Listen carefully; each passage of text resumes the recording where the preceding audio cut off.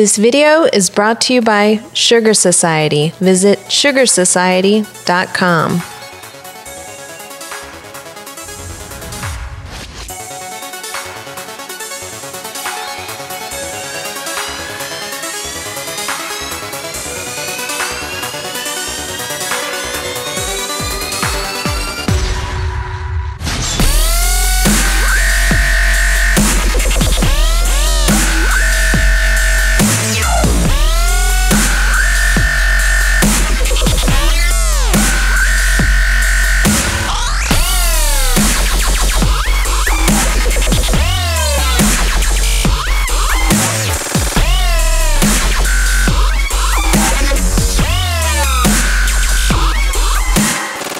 Hey, what's up? This is Eric from GXGTV.com and SugarSociety.com. I'm here with Dieselboy.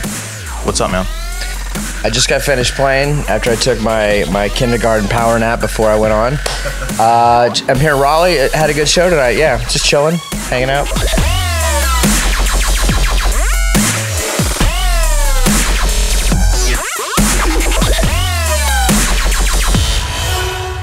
Tell me what it's like to be in the middle of, running these two separate worlds, these drum and bass and dubstep. I mean, running the labels takes up a decent amount of time during the week, outside of like all the other stuff I do with like DJing, like getting tunes and whatnot. But, it's from an artistic standpoint and creative standpoint, it's really fulfilling to be able to, be involved in something like, human and subhuman, also being able to work with really talented guys, being able to kind of like experiment and like get guys from the different labels to kind of work together and collaborate and kind of like have their like strengths match with the other person's strengths and just try to come up with some different shit. It's kind of like when I used to do like remixes for my mix CDs. I'd get a track that I liked and then I'd find an artist that I felt their remix abilities would enhance the track, and I kind of like put them together. I kind of applied that with the label where I'm just kind of like trying to mix and match and get my guys to work together and just come up with some new cool shit. But it's like I said, it's fulfilling, and plus it's cool to get to work with like the graphic designers. I pick whatever designers I want to work with, come up with a concept for the artwork for each release. I don't know, it's enjoyable. It's more than just, my life is more than just DJing. It allows me to do all these other cool things. So people nowadays, they get confused. Like when I DJ, I play more of a variety nowadays, and they get confused. They feel like I've sold out or this and that, and the reality is like I've always liked all kinds of music. I just always played drum and bass, and I kind of decided to free myself up a couple years ago and just to kind of open up and play different stuff. And the stuff that I play on my set, I try to have it reflecting like what I'm putting on the label. I feel that bass music, nowadays especially, there's so much good bass music, all different BPM ranges, all different styles. It's like I'm interested in exploring all of that. So with Subhuman, for instance, we're not just gonna be doing dubstep. We're gonna be doing some Moomatone stuff. We'll do drums, so we're gonna be putting out some drum step on the label. And we're trying to like enjoy like all kinds of like bass music in general and represent that through the labels. Your most recent release, Murder Machine, Mark Instinct, and Bear. Can you give me some background on that, and what can we look forward to as far as future collaborations with yourself? I mean, that track, the Murder Machine track with Mark Instinct and Bear, actually most of it was Mark Instinct and Bear, which is why it says featuring me rather than me being one of the principal artists on that release. However, I kind of discussed things with them. I dug up, found samples for them and gave them like some input, some ideas, and some influence, inspiration. But the core of the tune was really, that's their track.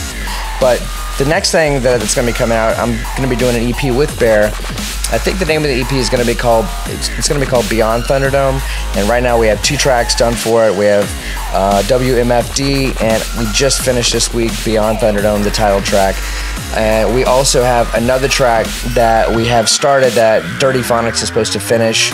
And I'm going back in January to LA to finalize a 4th track, which is supposed to be a collaboration between Bear and I, and C-Trip and Datsik. So yeah, I'm trying to do some different stuff. You know, when I obviously I respect Bear quite a bit. He's like one of the main guys on the label, and I find that, you know, with his taste level and my taste level, that the stuff we're coming up with is pretty interesting. Especially the new thing we did, Beyond Thunderdome. It's pretty fucking cool. I'm really happy with how it turned out. I want to make sure that it's done right. I want to make sure the graphics are right. I want to make sure the mix downs are correct. I want it to be rock solid. You know, I'm not in a huge rush to pump it out there, because I think the tracks are going to have a little bit of, you know, legs to them, a little bit of life to them. But ideally, I'd like to see it come out late spring or early summer.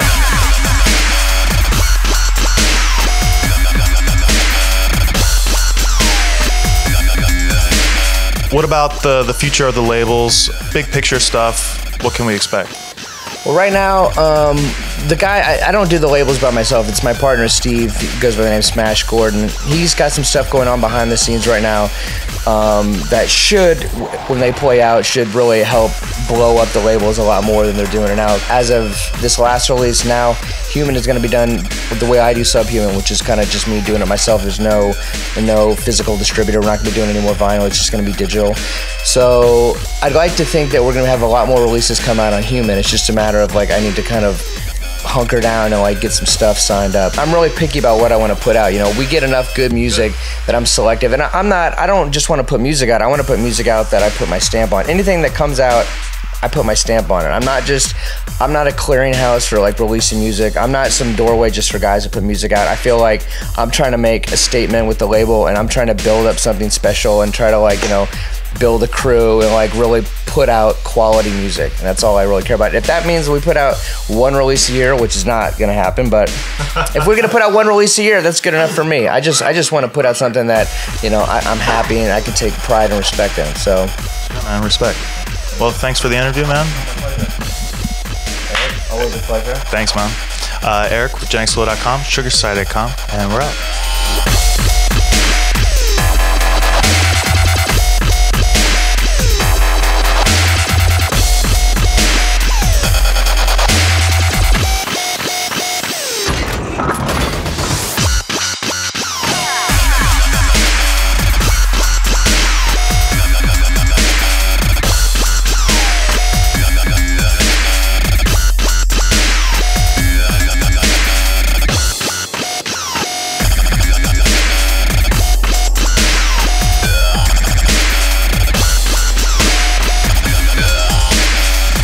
This is Eric, and I'm here with my man, Bear. So, your latest release, World of Hurt. Yeah. Absolutely mad. 4 original tracks. I mean, lots of chatter and about it on the blogs and whatnot. Can you give us some background on those tracks? Well, let's see. Like, it's got Sucker Punch. Most of those tracks I actually wrote them like right before or right after Ultra Week in Miami. So they're that old. But they've been, like, killing it. Like, I've been playing them out since I wrote them. Like, I love those songs. Like, Sucker Punch actually used to be called, its code name was Huey. It's funny because, like, Smash Gordon still plays it and it says Huey. Like, I see him play, I was like, that's dope. Oh, yeah, I mean, everybody knows the tracks that go without. It's just like, you know, they're smashers. Then it was called Blue Steel.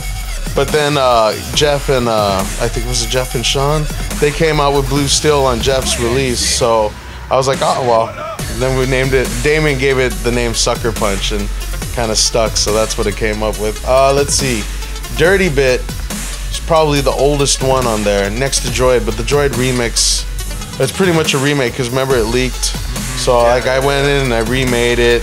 Droid, if it was like, I'm going like deep into this.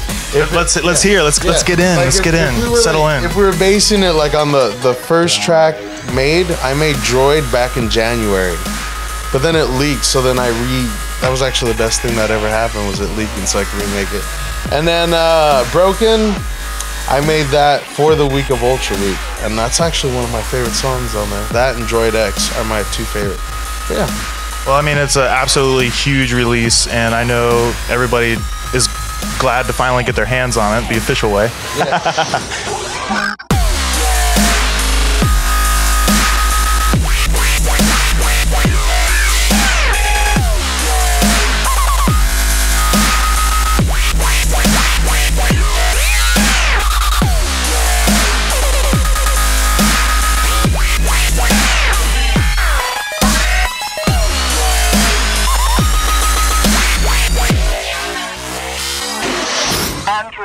So I'm hearing a lot about Titans. Okay, this new track that's sitting on your SoundCloud, acidy dubstep sound. Tell us a little bit about that. What's it coming out on, and when can we expect to get something? Well, everything I release comes out on Subhuman pretty much. Unless I'm doing a remix project, like I got Sal Dweller coming out. Anyways, Titans, gonna be on Subhuman, and I just wrote that track not too long ago, maybe about 2-3 months ago. Really feeling it. It's like a new style, like, cause I've been like at home when I'm not on the road, like just like trying to make like new like patches all the time. Like everybody says, oh, you use the same patch. Like if they actually came and looked at my massive, like my presets I've made, like for each month leading up from January, there's at least 50 different patches. So, you know, I'm in there working, trying to get that sound. Titans just got like this bass, just, oh, it growls and like. Well, it's got these like vocals. Oh yeah, yeah. So cool. I chopped up, actually, for that little vocal piece, I chopped up this like old, I think it was an old Spanish song of a woman doing an acapella live. So I chopped it up and I was like, oh, let's see if this works. And it actually worked out, like editing in like a little like melody. Yeah. But yeah. It does have that melody. It's that one, and then the sick. samples from that movie that just came out, Immortals. Oh yeah. That's the Titan That sample. came out what, yesterday? Yeah, it just came out yesterday. Yeah. Sick. Yeah. Tell us a little bit about your production style. You know, what kind of tools you're using, techniques, and whatnot. Alright, well, I use Fruity Loops. I use version 8, actually. I don't know, it's like a 12 now. 8 just feels right, so that's the one I fuck with. Make all my bass in Massive. And yeah, just write up on a PC, MIDI controller, and that's about it. So tell me what you're doing with Dieselboy. We just finished up our second song this week. But it's gonna follow up with our second one that was on Excision's mix, the WMFD. Or yeah, and no, this new one, man, is next level. Like, we started in on it, and like Damien got the vocals actually made for the song, and like we worked on it all this week, and we just finished it up. He played it earlier tonight, and he debuted it last night at Respect. But it's just a test version, but it's sounding really good. I think I got some releases coming out at the end of maybe this month. I want to say, I know the Sal Dweller remix is coming out.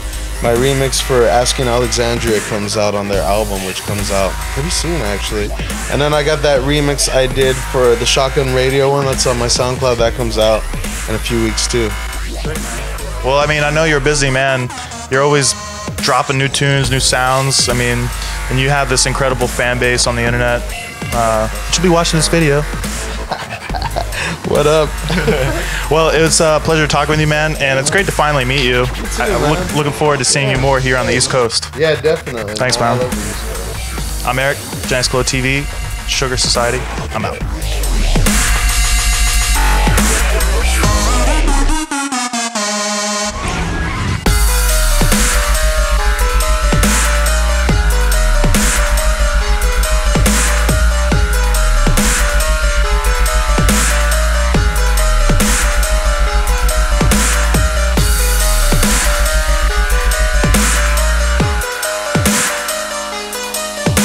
Hey, this is Dieselboy, and you're watching Sugar Society TV.